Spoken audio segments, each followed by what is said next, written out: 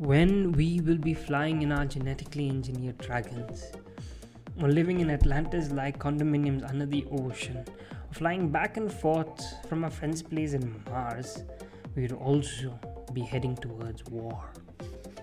Because when the economic pie stops growing, the only way to satisfy our hunger would be to steal a slice from our neighbor.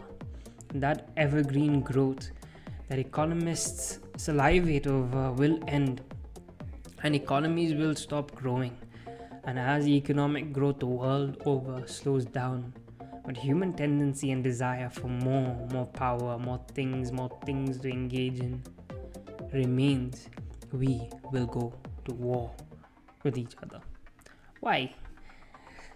Because philosophy or religion is determined by politics, and politics is determined by economics. It has to make money in order to keep the wheel turning. Take Marxism, the philosophy that everyone should be equal. It was driven forward by the politics of communism in Russia, and that politics began because of the underlying economics of inequality of income during the 1800s. That philosophy died with the rise of income due to capitalism. But as income inequality rises again, Marxism rises with it. For religion, take Buddhism. If not for the political conquest of Ashoka the Great and his setting up of the pillars of Ashoka across the Indian subcontinent, Buddhism would not have spread so far. Maybe it was moral obligation, but underneath, it was to keep the entire empire philosophically united to earn the tax revenues to satisfy the human desire of maintaining the empire. Hence, economics underpins it. The general state of economics at the time would determine politics, and philosophy and religion is just a tool for politics. Take slavery.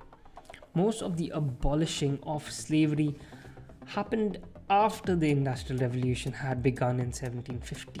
The French abolished slavery in 1795, the UK abolished it in 1833, and the US in 1865. I would argue that before the Industrial Revolution began in 1750, because economic growth in the world was only 0.01% per year, slavery happened. But economic growth since 1750 averaged at around 1.5% per year. So exploitation of labor was not necessary. Also, the number of wars and civil wars have been on a constant decline since the start of massive growth rates in the mid 20th century. This, I believe, is because due to rapid technological progress, the economic pie was growing bigger.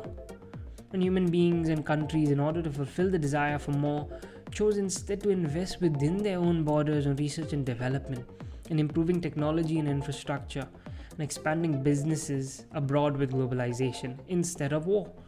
And so human greed and ambition was satiated, or is currently satiated, by an inward-looking strategy of making more from what you already have. A tractor, for example, gives more output on a given piece of land than a bullock cart. So technological progress makes more from the same amount of stuff that you have. Right? Same amount of land, but you can make more because you have a tractor, or you have genetically modified crops. As long as there is technological progress and growth, human desire will be kept relatively peaceful. But when we reach the peak of technological progress, when the economic pie stops growing, the only way to fulfill human desire is to steal from your neighbor. Nations will inevitably go to war with one another, like empires and kingdoms had before the Industrial Revolution, when growth was low, because when the same amount of farm does not produce more fruit, the only way is to steal land from your neighbor. When the economic pie stops growing, you will steal it from your neighbor. And given Moore's law, which suggests the exponential doubling of technology every year, It's like the more technological advancements you have, the even more you will have next year and the year after and the year after that, compounding exponentially until it all stops. It hits the limit.